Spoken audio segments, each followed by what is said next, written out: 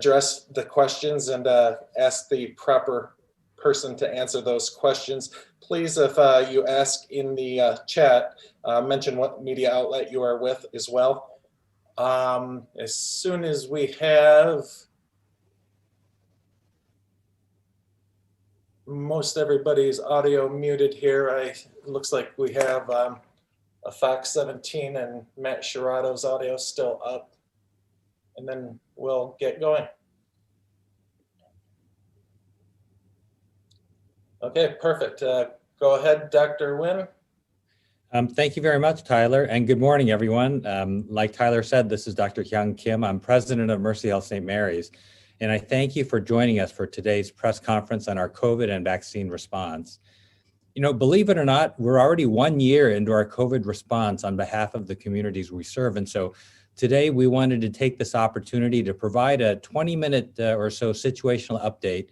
And then we'll open it up to questions from all of you. And again, please do type your questions into the chat feature because we'll go through them in order. It's my pleasure at this point to introduce the other Mercy Health leaders who are joining us today. And the first is Dr. Andrew Jameson. He's our Medical Director of Infection Prevention and Control, and he's going to share the latest on vaccines and vaccinations, including a little something about the one that's expected from Johnson & Johnson. Next is Dr. Karen Kennedy, who is Mercy Health's Regional Medical Director for Primary Care. And she's going to focus on our efforts at our medical group, Mercy Health Physician Partners, including some efforts that we have planned for the more vulnerable populations in the community. Kurt McDonald is our Senior Vice President of Operations, and he's going to share about the Mercy Health vaccination sites, including our drive-through site, and also the West Michigan Vaccine Clinic at the DeVos Center. Finally, Dr. Matt Biersack is our Chief Medical Officer, and he's going to take us through the most recent COVID-19 numbers and Mercy Health's response, and also share about the importance of, not putting off medical care, whether it's routine or urgent. Dr. Biersack? Thanks, Dr. Kim, and good morning, everyone. So in terms of where we're at today with COVID, we've seen really a steady decline in our inpatient COVID volumes. We peaked in mid-November at over 80 inpatients, and this morning we're down to only 8, which is fantastic. We saw 53 new cases that were reported in Kent County yesterday. The 7-day new case test positivity in Kent County is averaged around 4.2%, and the state average has fallen to 3.9%. And when we look internally at our own data, we're down to 7%. And I think all this reflects just a great decrease in just overall disease prevalence within our community. And we're very excited to see these trends. And I think that, that's come at considerable efforts that have been made by the general public, that have been made by employers, their government, public health agencies. And it certainly has been a challenging path, but I believe one that's now definitely reaping considerable benefit. As we've gone through our own response, we've made certain that we've adapted along the way, that we've used and evolved our care based on new scientific literature, new studies that have come out, and we really aim to provide the best, most evidence-based practice that we could. This meant along the way that we introduced novel therapies for COVID, like remdesivir, that we used widespread steroids now in hospitalized patients, and presently that we're making use of novel monoclonal antibody treatments available to certain patients. And so really proud of our efforts in managing COVID care. But I think one of the things that we have to pay particular attention to is the fact that this year hasn't just been about what's happened in COVID. There was an important study that was published last year in the Journal of the American Medical Association that looked at what happened across the U.S. in that first surge from March into July of 2020. And there was actually substantially more deaths that were attributed not just to COVID, but to other underlying medical conditions. We saw that Alzheimer's disease, that heart disease, that diabetes, that all of these were playing a major role in contributing to mortality across the country. And, we all think that reduced access and avoidance to regular medical care really contributed to this excess that we saw in deaths, not just in our community, but again, across the US. So we continue to message that we really implore the community at large to continue to seek out routine medical care, that you continue to see your primary care provider, that you continue to get your annual checkup, that you continue to seek out preventative care measures such as screening mammograms, cholesterol panels, colonoscopies, and also to present when necessary for urgent and emergent care. So I'd like to share a little bit about what we've done to make care, in my opinion, safer now than ever. In the hospital, what we've done is we've really isolated and kept COVID care in special locations, in rooms and in nursing units of the hospital that have special air handling and filtration, ventilation systems, really to minimize spread to other patients, to our staff. And we believe that that's been very successful. We've implemented screening at all entry points to our campus. We're asking symptomatic questions. We're checking temperatures. We're universally masking all of our patients, visitors, and staff. And we're also requiring eye protection for our patient-facing staff. And we're providing the necessary PPE to those that work here and to other patients to make sure that we minimize the risk of spread.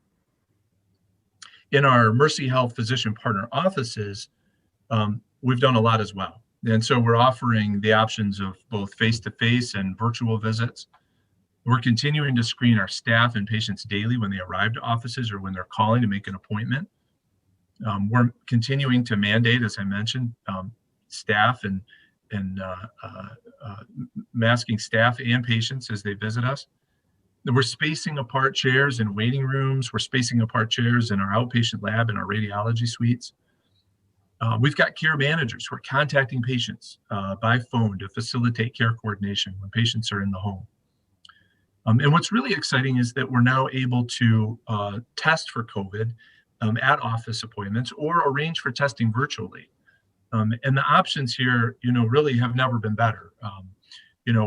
For folks who have become sick and are concerned about COVID, we're able to facilitate that testing at the point of care or through, I think, really convenient self-scheduling options that are available on our website. We've set up a call center to help field questions when patients call us around COVID. And so doing all these things has allowed us to keep really just as busy in our office practices. And, what we're hearing from patients is that, their confidence in us and in the safety of that environment is really high. I think the other thing that's worth mentioning is that as we've done all this work with COVID, I'm really grateful that, we've still been able to provide amazing care to patients who've come to us for non-COVID related issues or for non-COVID related care. And so, we were excited again to receive the American Heart Association Gold Plus Award for stroke care that's based on timely, high quality stroke care measures. We're the only hospital in Michigan to have done so 6 years in running, and this was really in the midst of the pandemic. And we were also recognized in the midst of 2020 as a best maternity hospital in Newsweek. And we're proud to have delivered the first New Year baby in Grand Rapids. And so there's been a lot that's been happening that isn't COVID related that we've kept up all along the way. But I know everyone on this call is extraordinarily excited to talk about vaccinations. And so I'm going to have to turn it over to our medical director for infection prevention and infectious disease specialist, Dr. Andrew Jameson. Thanks so much, Dr. Biersack. Happy to chat. I think one of the things that we really want to focus on as St. Mary's, in to a lot of you about already, is pretty significant transparency in what we're doing. So I'm going to lay out kind of exactly what we've received so far, exactly what we've given, and kind of how have we kind of decided where those vaccines are going to go. So far to date, we have received in hand 22,640 Pfizer vaccines. So that is what we have actually received, and we are starting to distribute. Of those received, we've given out 21,960 of those, and that is 97% of the doses received have been distributed. The only reason that's not 100% is because we still have Thursday and Friday to go this week, and we have been getting basically whatever vaccine comes in goes into arms that week. And I'm really proud of our efforts, and we have done a good job with that. The Moderna vaccines we received so far are 1,500 vaccines total, and we have actually not yet given any of those vaccines, and I'll talk a little bit about what's planned in the next few days for that. So far, our choice for vaccinating has really broken down into 4 main groups. We started off with frontline health workers, and that was both at Mercy Health St. Mary's, at Mercy Health Physician Partners, but also a lot of our community partners and independent providers that may not have a medical system to call home, and we have been vaccinating a lot of those individuals. We started into the teacher groups, and those were people that were given to us from the healthcare or from the health department. So for example, Mercy Health St. Mary's was asked to vaccinate Grand Rapids Public Schools, East Grand Rapids Public Schools, and the Catholic schools in the region. And additionally, we were just asked to take on a few of the Kent Intermediate School District individuals that have not yet been vaccinated, and we're happy to partner with that. And so these were individuals who were designated to us from the health department that we've been tackling. Additionally, we had a big law enforcement partnership that was given to us from the health department from Grand Rapids Grand Rapids Police Department, as well as a lot of our federal law enforcement partners. And then additionally, as we've been doing these community partners, we also have been prioritizing our patients within MHPP and Mercy Health St. Mary's. And those patients are people over the age of 65 with a special preference towards those over 75 and with other potential risk factors. So that's how we kind of have decided who gets vaccinated and how. It's really a race to get vaccines in arms right now. And particularly with some of the news that the variants have been found in Grand Rapids and in many counties throughout Michigan now, I think we're up to over 10 counties having identified the variant. We really feel like the vaccines are a race against those variants because you cannot mutate if you are not replicating. And so we're really viewing our response at Mercy Health St. Mary's as a big part of that. A lot of people have had questions about how do we decide what vaccine goes where and how do we give vaccines out to people. The way that we have decided to allocate the vaccine is by having our main vaccine sites that are higher volume using the Pfizer. Because of the logistics associated with the cold chain are rather significant, and we wanted to have a very clear-cut process for those. Moderna is a little bit more forgiving in terms of how long it can stay in the refrigerator, and we are using Moderna at some of our off-site smaller clinics, and I think Dr. Kennedy is going to touch on that. And then finally, I just want to touch on Johnson & Johnson and say that I think that this is going to be a vaccine that has a lot to offer us and has quite a few advantages over the other vaccines. And I think it's going to be a nice complement to our efforts. So despite the lower vaccine viral efficacy that we were kind of all a little bit disappointed by, when comparing it to Moderna and Pfizer, the fact it's a single dose and the fact that it can be shelf stable for so much longer and it does not need the same refrigerator and freezer requirements as Moderna and Pfizer gives it a huge advantage to trying to move this out into some of our other populations and move this farther and farther away from the hospitals and acute care settings. So I think there's going to be a big place for it, particularly when you look at the data saying that no one was hospitalized and no one died that were in those trials, even if they even if they got infected with COVID after vaccination. So I think some of that is really going to be important for us to message and move forward. And I really look forward to partnering with this with you as partners in the media to get that message out to our patients.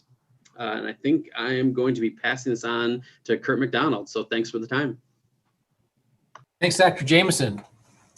I'm here today to share a few important things regarding St. Mary's operations. So, we partner and we're trying to make it easier for our qualifying patients to get vaccinated by opening 2 new Mercy Health vaccination sites. The first one is the Erdman Garage, which is a drive-through vaccine site right across the street from St. Mary's, very conveniently located. It's for our mobility challenged patients who have the ability to drive through and get the vaccine. And then also in Kentwood, we have transformed an office building into a vaccine site where we can handle as many as 7,000 vaccinations per day. Both the Urban Garage and Kentwood clinics are options for our qualifying patients. And as supply allows, we're scheduling appointments with adults 65 or older, and in collaboration with Kent County Health Department, we're reaching out to groups of essential workers such as teachers and police officers and fire and correctional facilities. At this time, vaccinations is really by appointment only. We're also proud to be part of the West Michigan Vaccine Clinic, which is right downtown in Grand Rapids at DeVos Place. It's an important resource for our region. We anticipate being able to vaccinate as many as 20,000 people per day, but currently vaccine supply is very limited. It's a really wonderful space and a great location. This week, for example, Mercy Health received 700 doses of Moderna, I think Dr. Jameson was just referring to, which we're using for first doses, and we're going to be popping up some clinics in the community to work on with that. And then we've also received 1,900 doses of Pfizer vaccine this week, which will help us maintain second dose commitments. Recently, this morning, we actually found out we're receiving a few more doses this week, which made us all smile, as we know that helps us continue to put vaccine doses in arms. So that's great. We know many people want to schedule the vaccine, but at this time we're asking for patience. Vaccinating our patients in the community will take time. Availability right now is week to week, just based on what you're hearing for supply availability. But up to this point, we've used online scheduling in a limited way for vaccines as determined by the prioritization framework from the state. When vaccines become readily available, we will have registration and scheduling options available through our website and patients' primary care providers. I would encourage all of our community members to visit our website at www.mercyhealth.com/vaccine for updates. I will now hand it over to Dr. Karen Kennedy, who will explain how we're making sure vaccines are accessible and to underserved members of our community. Thank you. Hi, good morning. Happy to be here. Again, I'm Dr. Karen Kennedy. I'm one of the regional medical directors with Mercy Health Physician Partners. I think today I'll touch on a bit of safety, access, what we're doing for vaccine collaboration and getting vaccines into arms, discussing some of the patient reactions to what we're doing, and then telling you a bit about what we're doing for our underserved community, as I've served as the medical director of our community benefit ministry sites for numerous years and had the pleasure of doing so. So as far as safety, so everyone knows, we continue to screen colleagues in our outpatient offices, and we screen patients daily when they come to the office as well. We make sure that we know who's calling and what appointments they have, and ensure that we're screening everyone appropriately. And we continue to mandate colleague and patient masking in offices and with visits. We do have distancing in the offices, including in the waiting rooms. Sometimes we have learners in our offices, like medical students and residents, and we ensure that this is done as well. So we keep everyone safe. As far as access, we do have face-to-face visits for numerous months now. We do want everyone to come in for chronic care visits, well visits, anything that they may need. We will see you appropriately. Some people may be able to be seen via video visit, and that may be more appropriate for them. But if, say, a child needs to come in for a vaccine, of course, we'd like to see you for a face-to-face visit. And as I just discussed, we're trying to pay attention with utmost care to safety. As far as contacting our patients, our care managers, we have nurse care managers in all of our offices. They are wonderful in helping to reach out to patients regarding general visits. We also have a COVID call center where people can call and ask questions about all things COVID and the vaccines around it as well. So there's no problem with getting answers to that regardless. We do offer COVID vaccines, or we'll be offering it in our offices. And we do have some outpatient offices that will be doing that soon, but I'll get to that in a little bit. But we are able to see pretty much everyone that we need to via video or otherwise. If someone is tech challenged, if they would rather not do a video visit, or they're having a problem navigating the websites, we're very good about calling people and trying to set things up anyway. So we're open to everyone. As far as vaccine collaboration, we're working from Ludington down to Grand Haven and over to East Grand Rapids with hospital colleagues and public health on a few things. Central sites here in Grand Rapids, central sites in Muskegon area and the Lakeshore, because we're regional. In West Michigan with Mercy Health, we're Grand Rapids and the Lakeshore. Offices are prepared with processes to vaccinate either daily or with increased access by doing vaccine clinics on the weekends. We also know our populations by age and vulnerability, if they're having transportation issues, that kind of thing. We're ready to push appointment invites electronically if they'd like, or physically call them by phone and help those who are most vulnerable as well. Our goal would be, with these collaborations, to provide about 10 to 12,000 vaccinations weekly or greater if the vaccine is available, because that is a limitation, for both the Grand Rapids and Lakeshore markets. And the goal is, of course, to provide consistent, efficient, friendly, sustainable sites for about the next 6 to 9 months for Mercy Health physician partners, patients, and the community. The patient reactions, we're getting some great, strong reactions by the vulnerable populations regarding what we're doing to help them, and I'll get to that in a minute. They are wanting to get vaccines, but in a certain way usually. They appreciate the safety, the access, the options, the fact that they could come in their car and be seen that way without leaving the car for vaccines. If there's any reluctance to getting a vaccine, they do appreciate the conversation that we had. I had a long talk with a patient yesterday regarding all things COVID and vaccine, and it was quite edifying. There's still a lot of questions in directing in current populations being vaccinated, but we navigate that as we usually do as a health system. As far as the underserved populations, Mercy Health has always been dedicated to helping those who are the most vulnerable. For example, in our Sparta office, Browning-Claytor office, and Clinica offices, we service everyone, but we do also welcome migrant workers, immigrants, those from other countries who are just coming to the country for the first time, people who may be undocumented and need some assistance as well, African-American community. So we are dedicated to that as an organization and have opened several of these clinics over the decades. Browning-Claytor, for example, being one, was opened about, I'm going to say about 3 decades ago.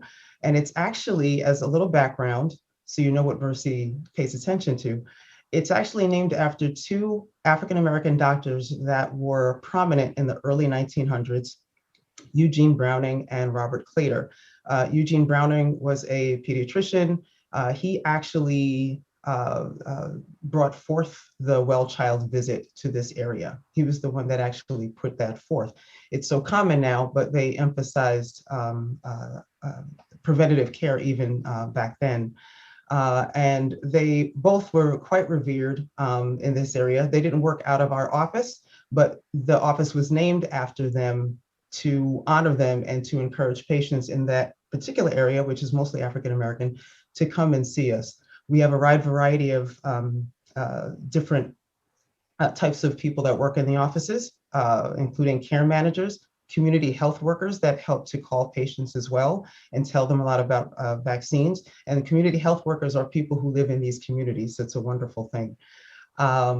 We partner with some of the local organizations as well, like the Grand Rapids African American Health Initiative, the Hispanic Center. I could go on, but Mercy is quite dedicated to these patients and not in a superficial way at all whatsoever. As a matter of fact, as far as vaccines, we plan on having a pop-up clinic this weekend at the Browning-Claytor Health Center. It will be appointment only. It's not walk-in, doing appropriate screenings. And at Clinica, we hope to have a pop-up clinic soon too. These patients look at these offices as their home. It is a warm, gentle, safe place that they feel comfortable in. And I've even heard even this morning that although we do have the DeVos Clinic and some other clinics open, like the Erdman Garage or the Kentwood Clinic, that they'd rather get it in their own office with their own staff because they feel very safe there. So hopefully I've brought to you a little bit about what Mercy is about and their dedication to all patients, including those most vulnerable. And I'll turn it back to Dr. Kim to manage the question and answer portion. Thank you, Dr. Kennedy and everyone. Before we go to the questions, I just want to express what a privilege it is for Mercy Health St. Mary's to serve the community's needs in this time, and how much we also appreciate the ways the community continues to partner with us to fight COVID, that we're all in this together. Now, let's go to the questions. The first question is from Lindsay, and it says, thanks for taking the time to provide this update. Can someone please clarify what the chain looks like for distribution? Is there allocation coming directly from the state, or does the county receive the shipment and then allocate from there to hospitals? Do you receive notice on what your allocation will be on a specific day of the week, and how does that then impact appointments that are scheduled out? We've heard a few northern counties actually saw their allocation drop for this week from previous weeks. Did Mercy experience that? And so how about if first, Kurt, if you can talk about the supply chain aspect of this, and then would look to Dr. Jameson on the specifics of, when we receive notice about our allocation for the following week, and then how that affects our appointments. So first, Kurt. Yeah, so that's a really great question, Lindsay. And to be honest with you, it's been a little perplexing. The notifications generally come in. Sometimes it was starting out in the initial distribution early in the week for that week. Now it seems like it's moving to a late in the week for the following week notification. And just the way the allocations have been determined to be, the formula for distribution has changed fairly dramatically. Dr. Jameson and really our team, our pharmacist, Terry Kirkpatrick and others have been very engaged in this work. And we've been partnering with Kent County Health Department to really figure out how to best understand and utilize the vaccinations that we're getting. But I'll ask Dr. Jameson to chime in with anything he would add to that. Yeah, the difficulty, thank you for that, Kurt. The difficulty with this vaccination process is that you really have to plan things out very closely. As soon as you, to give you an example of some of the nuance, as soon as you puncture the vaccine bottle for Moderna, you have to use all 10 doses within 6 hours. And so, and you can imagine, we're in the business of giving vaccine. We don't want to waste anything. So it gets really difficult to coordinate some of that at times because you have to keep it frozen for a certain amount of time. As soon as you thaw it, it has to be used within a certain amount of time. And then as soon as you puncture it, it has another expiration. So you have multiple expiration dates along the way that are extremely challenging. Typically, we receive, the last few weeks, we received notification on Friday about what we'll get on Monday. Unfortunately, we did see a pretty significant drop in our allocation as well the previous 2 weeks.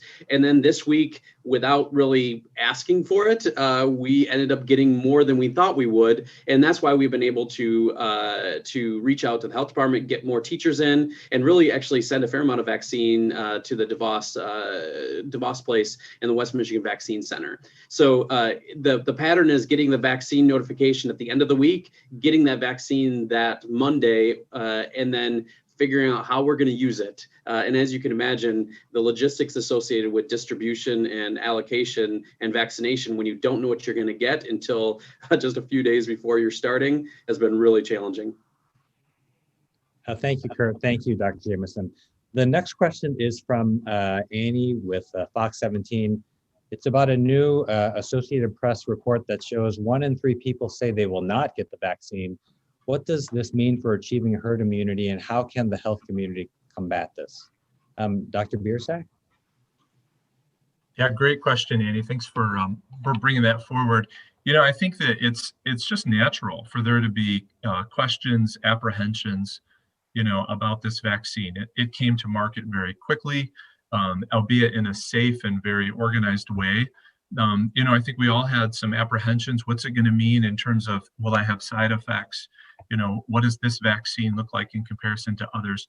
All of that, I think, is very natural. And I think we're going to see quite a bit of evolution of uptake along the way. I think is just as we look at our own population of staff, as we look at when we first started vaccinating healthcare workers, there was a lot of folks who had questions and apprehensions. They wanted to see how this was going to go. How are their friends and families going to react?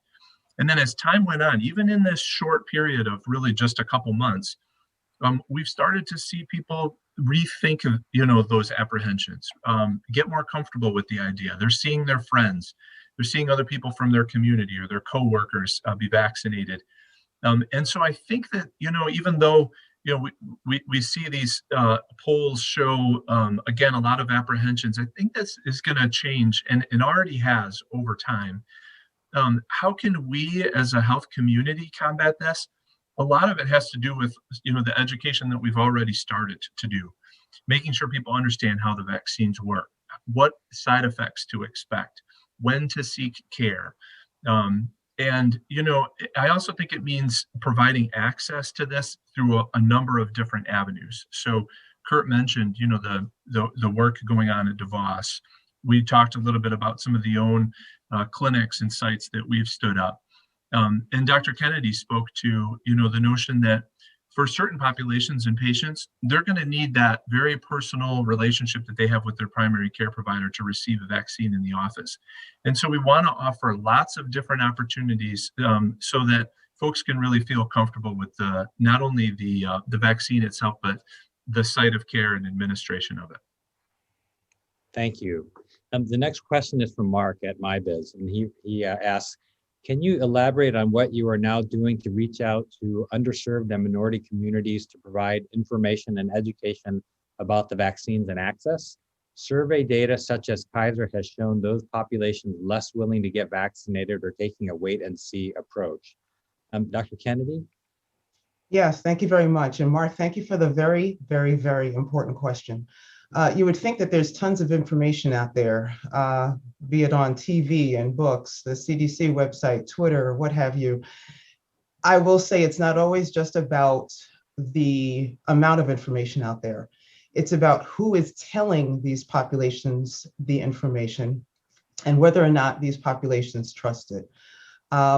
As maybe everyone on the conference knows, but if not, there have been many things happening in the health community for decades here in the United States that haven't always been fair to these communities, or at least the communities did not think that they were fair as well, depending on what we're looking at.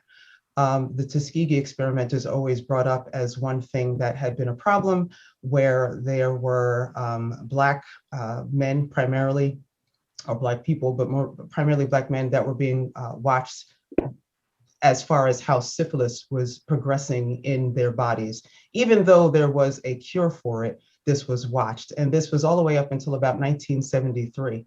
And I was alive. I mean, it's a shocking thing at that time. There have been all kinds of tests done on OBGYN patients in the African-American community years past that were not ethical in the least. The Hispanic community, especially those who are undocumented, don't always feel that they are being treated in a proper way either. So I can understand why they may not necessarily want the vaccine due to either the information that they're being given or from the people who are telling it to them. So in answer to your question about what we're doing about it, many different things, and we're not going to stop. Everyone on this call is absolutely wonderful in engaging the patients and with information and trying to set up, like I mentioned before, pop-up clinics, for example, where we are able to give vaccination in certain clinics in their area so they can see their staff and even ask questions and trust that this is the way that we think that things should be done. I will say also on another level, I personally and some others have done conferences such as this. The media helps us greatly with this. I've worked with the American Health Association specifically for these communities. And we also plan to do more in terms of the radio stations, newspapers that those communities read, any Hispanic or Latino populations, that kind of thing is what we're doing. And it's working really well. We do have translators all over, and community health workers help us with this as well. So thank you for the question. Okay, thank you. The next question is from Emma from WZDM 13. Wondering if you all have data on the racial breakdown of who is receiving vaccines so far. Dr. Jameson, what kind of data do we have so far? So I'm going to get to that, and I do want to give one specific example of something we're doing for some of our at-risk populations like this week. One thing we notice is that that getting a hold of people that were designated to us as kind of quote unquote high risk from the health department is not always easy. And trying to get people to fit into one day for a vaccine appointment is really challenging with work, transportation requirements, scheduling at a time. And so we actually made a quick pivot this week. And so for our Clinica patients, which is in the 503 zip code and serves a significant Latinx community, we're going to be embedding a vaccinator in that clinic to try to to meet people when they show up for appointments. So rather than trying to educate, hunt down, try to do this big community outreach, we're going to try to meet people where they're at, so that as they see their doctor, as they get to a situation, an environment they trust, they can then schedule an appointment for a vaccine, and it may be actually at that time. So that is just a specific example of how we're trying to go small and really meet some of these communities where they're at. And we view that as kind of the way that we're going to get that done, rather than some of these like big pop-up events kind of thing. And then when it comes down to the racial breakdown of who's receiving the vaccine, it's challenging. Initially, we were only doing healthcare workers, teachers, and law enforcement. And so our data is definitely skewed because of that. And particularly if you're designated, the East Grand Rapids School District, that's going to change what you get if you compare it to some other school districts. Our data internally is around 3% Latinx and 3% African Americans so far. What we started doing when we moved into our patients and when we got out of some of those community partners, that shift is pretty dramatic, moving towards some of our patients of color. And we view that as a huge priority for us. And one thing that we've done is actually we've given the health department this data regularly, because when we're meeting and we're talking about things, we are actually determining what school or what zip codes we're going to go into based on what zip codes have already been vaccinated. So we're trying to match up our vaccine data with the health department's data about how many people in a certain population are in a zip code. And then we're either moving on or we're staying there to try to target that. So it is a huge priority. It's a huge priority for the health department and us. And we're really open about being transparent about what that data is. Thank you, Dr. Jameson. The next question is for Dr. Biersack. It's from Brian McVicker from GR Press and MLive. Can you talk about demand for the vaccine? Also, how many vaccines is Mercy Health St. Mary's giving out on average on a daily basis? Yeah, good question, Brian. In short, demand is really, really high. Especially as time goes on and as we have, in direction from MDHHS, the ability to vaccinate larger populations of people now over 65 and those that are in some of these, critical and essential industries. There is a significant demand for vaccine. Unfortunately, at this time, demand really outstrips supply. And so, at our sort of peak, we were vaccinating a little over 1,000 folks or so a day. But, our ability to vaccinate to that degree is entirely contingent on the supply of new vaccine that we're allocated. So it's ever in flux and very much correlated, obviously, with the allocation that we receive. But thankfully, still in very high demand. Yes, thank you. And I would just add that there was a time when Mercy Health St. Mary's was responsible for over 2% of all the vaccines that have been administered statewide. And from a healthcare worker standpoint, the size of our organization, we represent about 0.6% of healthcare workers statewide. And so, we really were vaccinating kind of above our weight, as they say. And as the vaccine supply, the distribution has changed, then we've dropped a little bit below 2%, but we're still vaccinating a lot. And the kind of the back of the envelope answer is we're vaccinating as much as we're being allocated. The next question is for Dr. Kennedy, Annie with Fox 17. Can Dr. Kennedy go into more detail about the upcoming pop-up clinic? Who can come? How did they sign up? And is it a vaccine clinic? Thank you for the question. So this is primarily for Mercy Health Physician Partners patients or Mercy Health patients. We are allotted a little over 200 vaccines. That's one of the big reasons why we're doing it that way. And we were targeting those who were in the 49503 and 49507 area codes. So it'll be this Saturday from 10 to 4, but it's only going to be Mercy Health at this time. And that's, that's an example of how our Mercy Health Physician Partners practices have proactively identified patients who fit within the 1B group and reached out, right? Yes, most definitely. And of note, about 50 of the vaccines are allotted for Clinica patients. So it's not necessarily right at the Clinica office, it's at the Brown and Claytor office. But since Clinica patients tend to feel that that's their home and they love to get things there, we're not necessarily doing it at that office, but we're allowing them to come and get vaccines as well. So we're trying to make sure that there's some decreased disparity in these vaccine efforts. Great, thank you. This Thank next you. question is for Kurt, and it's from Lindsay at Wood TV. Have you identified ways to help efficiency? Would receiving doses directly from Pfizer and Moderna help if you could remove the allocation process?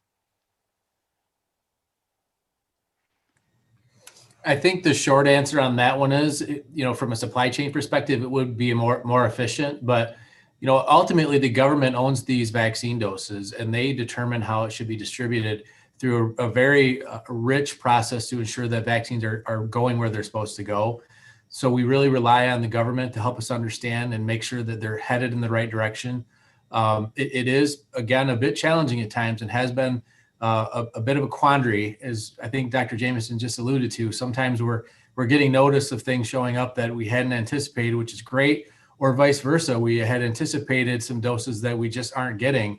So the short answer is perhaps, but we're trusting our government to make sure that we're getting the doses we need. Andrew, anything you would add, Dr. Jameson? No. The only thing that I would add is that, what you're hearing from us around the shortage and somewhat unpredictability of vaccine doses, I'm sure similar to what you've heard from other folks. It's something that we talk about among the health systems and the health department on a regular basis. And that overall, I think we would say that, the state, which is responsible for allocating vaccine doses across Michigan, we think that they're doing a really nice job in a really difficult situation where even at the state level, we're not receiving the allocation of doses that we would like. And so, again, this is a situation where I think we're very much sticking together with the process. The next question seems like a follow-up for Dr. Kennedy. So the people who are eligible have already been contacted with respect to the pop-up clinic at Brown and Claytor. Yes, good question.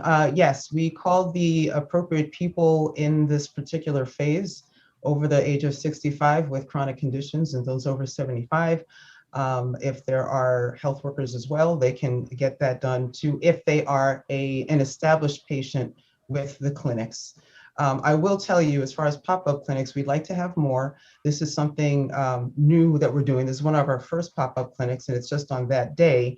I know at Clinica, I don't know if I should call it a pop-up clinic, but I know at Clinica, they're going to pilot giving 10 vaccines every single day for the next few weeks, starting on Monday. And those are those patients as well. So they have been contacted in answer to your question.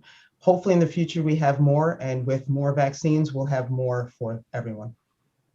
Thank you. And to Mark Sanchez's question about how many more pop-up clinics may we see, so the answer is we hope to do many more and even transition it to becoming a regular part of the immunizations that we do at the Mercy Health Physician Partners, like getting a flu shot or getting the other shots. There's one more question from Emma. Were the pop-up clinics always part of the plan, or did they arise in response to the low administration numbers for Black and Latinx populations so far? I can take that one, Dr. Kim. So this is all about being dynamic and being able to change.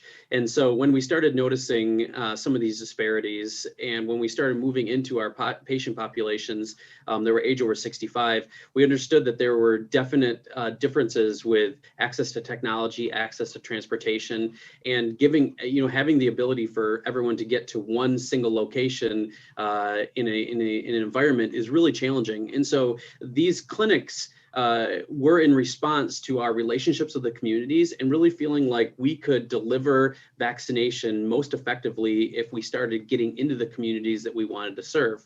And so by identifying these communities in collaboration with the health department, and the health department saying, yes, we really want you in this neighborhood. So we tell them what we're going to do, how much vaccine we're going to do in a neighborhood at a clinic. And what we see is really kind of using our patients as a first test go. But then moving forward, we want this to be a site where patients in the community that may not be ours having access to that as well. And so we're really looking to kind of say, to move from a centralized source to kind of getting our fingers out into the communities and meeting people where they're at. And that's a huge priority for us. And so we really view our approach as three-pronged. The West Michigan Vaccine Center is a huge massed vaccine site that is going to be able to serve a ton of people and get through a huge number, and there's value there. We view our sites at Kentwood and Erdman as a place to really go after people with mobility issues or people that are nervous to go downtown or want to have a more personal touch. And then the third approach is really embedding ourselves into our clinics and offering it to people that may have some distrust of the government, distrust of the medical system as a whole, because we know that inside our clinics we have those relationships that can make a difference. And so if you go and spend some time with Dr. Kennedy and then she's able to convince you to get vaccinated, we want to have the ability to say, get vaccinated today, you can get it right now. And that's really that three-pronged approach that we're trying to do. And I'll just hop on that for 60 seconds just to say, and not even in terms of the vaccine, but just in terms of the general ethos of Mercy. When COVID first came out, and it was a big thing, and we were still learning about it, and we were trying to test people, we were trying to test everyone, right? So we were finding that about 40% of those who were positive were African American, 20 to 30 were Latino, and that was all in Michigan as well, not just here. So as a result, being Mercy and their dedication to these communities, we decided to have those two offices also added as testing sites. So that, just to answer what our general ethos is, we always have our minds on these communities, but we try to see if they will be open to certain things first. If that's not quite working, they might want to have certain things done right in their offices. And we did have testing at those sites for a time, and it went very well. And the people on this call have all helped with that. I want to personally thank them for it during this conference. Thank you. Question from Annie at Fox 17, really good one. Any advice for seniors who may be struggling with technology, or anyone who might be struggling with technology, to make their appointments? What can they do if they're registered but haven't heard about their appointment? Kurt? There's a couple of different answers here. For the West Michigan Vaccine Clinic, there is a website you can go to. It's wmvaccineclinic.org, where you can register, and you would be on a list, and it's based on prioritization. For seniors would certainly fit in that category. And there's a phone number to call. There's a very large call center that can answer any questions you might have. From a technology perspective, you don't even have to use the website to register. When it comes to our own patients, we've been very proactive in mining data for our Mercy Health patients to determine who fits the criteria and actively reaching out. Would be wonderful if we could, and we have the technology to have folks go on and schedule online, or to call and make an appointment through their PCP. But as we've talked about already, just the vaccine supply limitations aren't allowing us to really do that just yet, to open up wide like that, like we'd like to. But right now, I would say, again, patience. I know that's not the answer a lot of folks want to hear, but we're asking for some patience, and we're being very hopeful, as Dr. Kim indicated, that the government is pushing hard to get more vaccines in our hands so we can get them in arms. And so that's the advice I would give. Anything you would add, Dr. Kim or Dr. Jameson? The only thing that I would add is that the phone number that Kurt referred to is 833-755-0696 for the vaccine clinic, the West Michigan Vaccine Clinic, which again is a partnership that we're doing with the Kent County Health Department and Spectrum Health. And so let's bring this to a close, and with the close, just encourage you, if you have follow-up questions, to reach out to Amy Rod or anyone from our communications team. We're happy to help you with those follow-up questions. And just want to share that on behalf of our presenters and also Mercy Health St. Mary's, just thank you for joining us today, and also for helping to keep everyone informed, including about the continuing importance of following public health guidance like maintaining distance and wearing masks. So thank you, and please be safe and be well.